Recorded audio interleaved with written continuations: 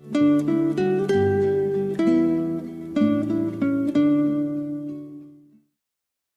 오늘도 여호수아서 3장에서 4장에 기록된 이 말씀을 통해서 하나님께서 주시는 은혜를 우리가 함께 나누기를 원합니다. 여러분, 이 여호수아서 3장부터 5장까지 말씀에는 이 가나안 땅에 들어가기 전에 이 하나님의 백성으로서 꼭 준비해야 할 것에 대해서 기록을 하고 있습니다. 여러분, 지금 이 가나안 땅에 들어가는 이스라엘 백성들은 이 처음 애굽에서 나온 이스라엘 백성들이 아닙니다. 처음 홍해를 지나온 이스라엘 백성들은 이 가데스 바네아에서 이 정탐꾼들의 말을 듣고 하나님을 믿지 못하고 불순종함으로 이 광야에서 40년 동안 심판을 받아 다 죽었습니다. 그리고 지금 이 가나안 땅 입구에 와 있는 이 이스라엘 백성들은 이 40년 동안 광야에서 태어나서 자라게 된 다음 세대의 이스라엘 백성들입니다. 그래서 여러분, 오늘 이 여호수아서 3장에는 이 세상을 상징하는 이 광야에서 태어난 사람들이 이 가나안 땅, 이 하나님의 기업을 받기 위해서는 먼저 준비해야 할 조건이 있다는 것을 보여주십니다. 세 가지를 말씀하는데요. 이 홍해를 지나오듯이 요단강을 지나는 것과 또 이 아브라함과의 언약인 할례를 행하는 것과 또 이 구원을 상징하는 유월절 절기를 지키는 것입니다. 이것은 하나님의 백성이 되기 위해서는 반드시 확인해야 할 것이 있다는 것을 말씀하는 것입니다. 그래서 오늘 이 여호수아 3장에는 먼저 이스라엘 백성들이 홍해를 지나왔듯이 요단강을 건너는 장면이 기록이 되어 있습니다. 여러분, 이 요단강을 건너는 것이 뭐 그리 대수인가? 어차피 가나안 땅에 들어가려면 이 강을 건너야 하는 것입니다. 그런데 그냥 건너는 것이 아니라 이 하나님의 표적을 통해 이 강을 건너게 되는 것입니다. 먼저 여호수아는 이스라엘 백성들에게 명령을 합니다. 하나님께서 앞서 가실 때 이 하나님을 따라가야 하고 또한 하나님께서 기적을 통해 이 이스라엘 백성들을 인도하실 것을 말씀을 합니다. 여러분 3절 말씀에 보시면 백성에게 명령하여 이르되 너희는 레위 사람 제사장들이 너희 하나님 여호와의 언약궤에 매는 것을 보거든 너희가 있는 곳을 떠나 그 뒤를 따르라 하고 말씀을 합니다. 여러분, 이 언약궤는 잘 아시다시피 이 하나님과 이스라엘 백성들이 언약한 것을 증거하는 증거판 이 십계명이 들어 있습니다. 이 언약의 말씀이 앞서 갈 때 하나님께서 함께 하시는 것입니다. 그래서 5절 말씀에도 보시면 하나님께서 놀라운 일을 행하실 것을 말씀을 합니다. 여호수아가 또 백성에게 이르되 너희는 자신을 성결하게 하라. 여호와께서 내일 너희 가운데 기이한 일을 행하시리라 라고 말씀을 합니다. 여러분, 여기 기이한 일이란 단어는 팔라라는 단어인데요. 어떤 신적인 권위를 나타내고 하나님을 믿게 할 목적으로 행하는 일들을 말합니다. 쉽게 말하면 믿음을 위한 특별한 일을 말하는 것입니다.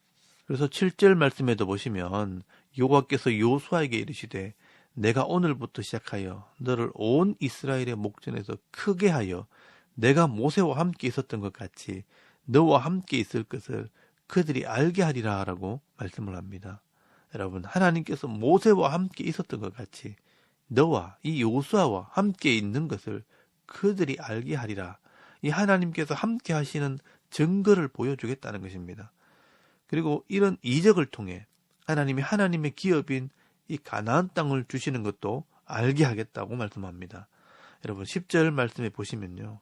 또 말하되 살아계신 하나님이 너희 가운데 계시사 가나안 족속과 헷 족속과 히위 족속과 브리스 족속과 기르가스 족속과 아모리 족속과 여부수 족속을 너희 앞에서 반드시 쫓아내실 줄을 이것으로 너희가 알리라 라고 말씀을 합니다. 여러분 여기 보시면요. 지금 살아계신 하나님이 너희 가운데 계셔서 이 가나안 족속들을 다 몰아내시고 심판하셔서 그 땅을 너희에게 주신다는 것을 너희에게 알게 하겠다라고 말씀을 합니다. 여러분 이렇게 비범하게 또 평범하지 않게 이 요단강을 건너므로 기적을 보여주시는 이유는 이 살아계신 하나님께서 이 이스라엘 백성들과 함께 하고 있다는 증거가 되는 것이고요. 또 이 가나안 땅을 주시는 분이 하나님이라는 것을 알게 하는 게 목적이라는 것입니다. 여러분, 이 말은 우리의 이 구원과 이 기업의 복이 하나님께로부터 온다는 것을 알게 하겠다는 것입니다. 그래서 그 첫 번째 보여주시는 기적은 요단강을 건널 때 그 물이 끊어져서 마른 땅이 된다는 것입니다. 여러분 13절 말씀에 보시면 온 땅의 주 여호와의 궤를 맨 제사장들의 발바닥이 요단 물을 밟고 멈추면 요단 물 곧 위에서부터 흘러내렸던 물이 끊어지고 한 곳에 쌓여 서리라 라고 말씀을 합니다. 여러분 당시에 이 시기적으로 요단강은 보리를 거두는 시기요 또 우기가 시작되는 시기이기 때문에 많은 비가 내리는 시기입니다. 그리고 이 헐몬산에서 얼어붙었던 이 얼음들이 녹아내려서 강이 범람을 하던 그런 때이기도 합니다. 그래서 이때는요 요단강이 흘러 넘치는 시기가 되는 것입니다. 그런데 이 요단강 물이 끊어져서 마른 땅이 된다는 것은 이 당시의 상식으로는 상상도 못할 일입니다. 그런데 실제로 이 제사장들이 법궤를 들고 강에 발을 내딛는 순간에 물이 멈추었고 이 요단강은 마른 땅이 되어 이스라엘 백성들이 그 강을 건너게 됩니다. 여러분 16절에서 17절까지 말씀해 보시면 곧 위에서부터 흘러내리던 물이 그쳐서 사르단에 가까운 매우 멀리 있는 아담 성읍 변두리에 일어나 한 곳에 쌓이고 아라바의 바다 염해로 향하여 흘러가는 물은 온전히 끊어짐에 백성이 여리고 앞으로 바로 건널새 여호와의 언약궤를 맨 제사장들은 요단 가운데 마른 땅에 굳게 섰고 그 모든 백성이 요단을 건너기를 마칠 때까지 모든 이스라엘은 그 마른 땅으로 건너갔더라라고 말씀을 합니다. 여러분 실제로 이 요단강에 가보면요. 이 요단강은 그리 큰 강이 아닙니다. 알기 쉽게 말하면 그냥 동네 앞에 있는 또랑물 같습니다. 그런데 이 보리를 거둘 시기가 되면요. 우기가 시작되기 때문에 많은 비가 오게 되면 강이 범람을 하고요. 흘러 넘치게 되는데 어떻게 그 강이 끊어지고 마른 땅이 될 수 있을까요? 여러분 학자들이 연구를 해보니까 그 요단강이 있는 그 지리적인 특성상 비가 많이 오거나 범람을 하게 되면요. 요단강이 막히는 경우가 있다는 것을 알게 되었습니다. 오늘 성경에 보시면 요단강이 끊어지고 아담 성읍 변두리에 일어나 쌓였다라고 말씀을 하고 있습니다. 그래서 학자들이 연구를 해보니까 이 아담이라는 지역에 가보면 요단강 양쪽에 큰 골짜기가 있는데요. 이 양쪽에 있는 골짜기에서 토사가 밀려오게 되면 요단강에 쌓여서 일시적으로 이 물이 막히는 현상이 생긴다는 것을 알게 되었습니다. 중요한 것은요. 이 이스라엘 백성들이 요단강을 건너려고 하는 그 역사적인 순간에 하나님께서 그 타이밍을 허락하셨다는 것입니다. 그러므로 이 여호수아서에 나오는 이 이야기들이 허구나 상상으로 하는 이야기가 아니라는 것입니다. 그래서 이런 역사적인 사건들이 당시 요단강을 건너는 이 이스라엘 백성들에게 영적인 의미를 부여하게 하셨다는 것이 중요한 것입니다. 그래서 오늘 성경에 보시면 그 영적인 의미를 설명을 하고 있습니다. 이 이스라엘 백성들이 이렇게 기적을 통해 요단강을 건너는 것은 그의 아버지들이 애굽에서 나와서 홍해를 건너던 것과 같다고 말씀을 합니다. 여러분 여호수아서 4장 23절에서 24절까지 말씀해 보시면요. 너희의 하나님 여호와께서 요단물을 너희 앞에서 마르게 하사 너희를 건너게 하신 것이 너희의 하나님 여호와께서 우리 앞에 홍해를 말리시고 우리를 건너게 하심과 같았나니 이는 땅의 모든 백성에게 여호와의 손이 강하신 것을 알게 하며 너희가 너희 하나님 여호와를 항상 경외하게 하려 하심이라 하라라고 말씀을 합니다. 여러분 여기 잘 보시면요. 이 요단강을 가르고 지나는 이 사건은 이 하나님께서 홍해를 말리시고 건너게 하신 이 사건과 동일한 것이라고 지금 설명을 합니다. 그래서 여러분 이 고린도전서 10장 말씀해 보시면 이 사도 바울이 이 홍해를 세례받은 것으로 해석을 했습니다. 요단강을 건너는 사건과 홍해가 같은 것이라면 이 요단강을 건너는 사건 또한 세례를 의미하는 것입니다. 하나님께서 굳이 이 광야에서 태어나고 자란 이 두 번째 세대의 이스라엘 백성들에게 이 요단강을 마르게 하시고 기적을 통해 건너게 하신 이유는 이 가나안 땅에 들어가기 위해서는요. 반드시 이런 세례의 과정이 필요하다는 것을 보여주는 것입니다. 여러분, 이 세례라는 것은 죄의 몸은 죽고 새로운 사람으로 거듭난다는 것을 상징하는 것입니다. 그래서 반드시 받아야 할 신앙의 고백인 것입니다. 그래서 신약에 보시면 요소가 걷는 이 요단강에서 세례 요한이요 세례를 베풀게 되고요. 또 예수님께서도 이 요단강에서 세례를 받게 되는 것을 보게 됩니다. 여러분, 이 요단강에서 이 하나님의 나라가 시작이 되듯이 이 세례를 받을 때 하나님의 백성으로 거듭나게 되는 것입니다. 그러므로 이 가나안 땅, 이 천국의 기업은 거듭난 자들만이 들어갈 수 있는 땅입니다. 여러분, 요한복음에 보시면 예수님께서 니고데모에게 말씀하셨습니다. 누구든지 거듭나지 아니하면 하나님의 나라를 볼 수 없느니라 라고 말씀을 하셨습니다. 여러분이 거듭난다는 것은 예수님께서 내 죄를 위해 죽으심으로 내 죄의 몸은 죽고 예수님께서 다시 부활하심으로 내가 영생의 몸으로 다시 살 것을 믿는 것입니다. 오늘 저와 여러분도 이 예수를 믿고 거듭난 사람이 되었기에 세례를 받은 줄 믿습니다. 그렇다면 저와 여러분에게 이 영원한 하나님 나라, 이 천국의 기업이 주어지게 되는 것입니다. 이 땅에서는 영적인 전쟁이 있기 때문에 고달프기도 하고 힘들기도 하지만 이 영원한 하나님 나라에서는요, 영원한 안식과 평안이 있습니다. 이것이 우리의 소망이 되는 것입니다. 이게 소망이 없는 세상 사람들과 우리들이 다른 점입니다.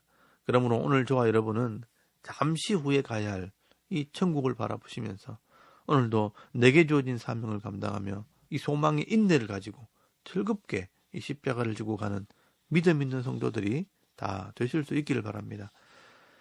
그리고 두 번째, 이 요단강을 건넌 이스라엘 백성들에게 이 사건을 기념하게 하기 위해서 돌로 그 증거를 삼으라고 명령을 합니다.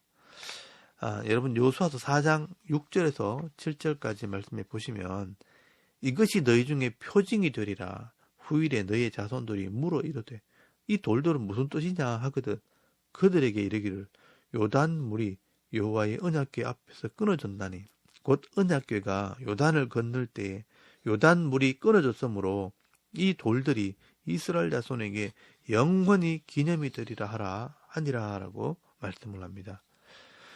여러분, 후시대 사람들이요, 이 돌들을 보고 이것이 무슨 돌이냐고 물으면 여호와께서 요단물을 끊으셨다는 것을 전하라고 말씀을 합니다. 하나님께서 우리를 죄에서 구원하시고 하나님께서 약속의 땅을 주셨다는 것을 전하라는 것입니다. 여러분, 이 봄에 그 범람하는 요단강 물을 사람의 힘으로 끊을 수 없습니다. 결국 이 하나님께서 이 구원의 역사를 이루시고 하나님께서 이 기업을 주시는 분이라는 것을 기억하라는 것입니다. 그래서 여러분, 이 여호수아는 요단강을 건넌 후에 길갈이라는 곳에 진을 치고요. 그곳에 요단강에서 가져온 12개의 돌을 세워놓고 하나님이 하신 일을 기념하게 됩니다. 돌을 세우는 것은요, 하나님께서 이 일을 행하셨다는 증거로 세우는 것입니다. 그리고 후시대 사람들에게 전함으로 이 하나님을 잊지 않도록 하는 효과가 있습니다. 그리고 여호수아는 이 사실을 이스라엘 백성들에게 한 번 더 상기시킵니다. 여러분, 여호수아서 4장 20절에서 24절까지 말씀해 보시면 하나님께서 왜 이렇게 하셨는지를 설명을 하게 됩니다. 여호수아가 요단에서 가져온 이 12돌을 길갈에 세우고 이스라엘 자손에게 말하여 이르되 후일에 너희의 자손들이 그들의 아버지에게 묻기를 이 돌들은 무슨 뜻이니까 하거든 너희는 너희의 자손들에게 알게 하여 이르기를 이스라엘이 마른 땅을 밟고 이 요단을 건넜음이라. 너희의 하나님 여호와께서 요단물을 너희 앞에서 마르게 하사 너희를 건너게 하신 것이 너희 하나님 여호와께서 우리 앞에 홍해를 말리시고 우리를 건너게 하심과 같았나니 이는 땅의 모든 백성에게 여호와의 손이 강하신 것을 알게 하며 너희가 너희 하나님 여호와를 항상 경외하게 하려 하심이라 하라라고 말씀을 합니다. 여러분, 여기 길갈이라는 장소도요, 의미가 있습니다. 이 길갈이라는 뜻이 굴려보냈다라는 뜻입니다. 죄를 굴려보냈다, 죄를 떠나보냈다라는 의미가 있는 것입니다. 이 과거에는 이 홍해를 마르게 하신 하나님께서 이제 요단강 물을 마르게 하심으로 자기 백성을 죄에서 구원하셨다라는 것입니다. 그래서 여러분 24절 말씀에 보시면 인연, 왜냐하면, 왜 이렇게 했나 하면 두 가지 의미가 있다는 겁니다. 땅의 모든 백성들에게는 하나님의 위대하심을 알게 하시는 것이고, 또 택한 백성, 이스라엘 백성들에게는 하나님을 믿게 하는 효과가 있다는 것입니다. 이렇게 가나안 땅, 이 약속의 땅을 차지하기 위해서는 이 구원의 하나님을 믿는 믿음으로 준비하라는 것입니다. 그 구원의 하나님을 믿는 믿음으로 출발하라는 것입니다. 여러분, 이렇게 믿음으로 나아갈 때 어떤 일이 벌어지느냐? 적들이 무너지게 되는 것입니다. 여러분, 여호수아서 5장 1절 말씀에 보시면요, 요단 서쪽의 아모리 사람의 모든 왕들과 해변의 가나안 사람의 모든 왕들이 여호와께서 요단물을 이스라엘 자손들 앞에서 말리시고 우리를 건너게 하셨음을 듣고 마음이 녹았고 이스라엘 자손들 때문에 정신을 잃었더라라고 말씀을 합니다. 여러분, 여기 가나안 사람들이 마음이 녹고 정신을 잃었다고 표현하는 것은 두려워져서 싸울 용기를 잃어버렸다라는 뜻입니다. 여러분, 이 가나안 땅의 전쟁은 칼과 창으로 싸우는 전쟁이 아니라 영적인 전쟁입니다. 우리가 이 구원의 하나님을 붙들고 하나님 편에 설 때 하나님께서 싸워주시는 것입니다. 그래서 이 요단강의 기적을 잊어버리면 안 되는 것입니다. 이 구원의 하나님을 믿는 믿음으로 우리가 출발하게 될 때 대적들이 놀라게 되고요. 이 대적들을 이길 뿐 아니라 하나님께서 주시는 이 기업의 복을 받아 누리는 은혜가 있게 되어지는 것입니다. 여러분, 구원의 확신, 하나님을 믿는 믿음으로 오늘 하루도 우리가 살아갈 때 승리의 삶, 이 복된 삶이 될 줄 믿습니다. 오늘도 우리가 이 세상 속으로 들어갈 때 우리를 죄에서 구원하신 분이 하나님이란 사실을 여러분 잊어버리지 마시고요. 그 하나님께서 우리를 지키시고 복을 주시는 분이라는 것을 믿음으로 고백하며 늘 승리의 삶, 또 행복한 삶을 살아가는 저와 여러분의 이런 영적인 삶의 모습이 되실 수 있기를 주의 이름으로 축원합니다.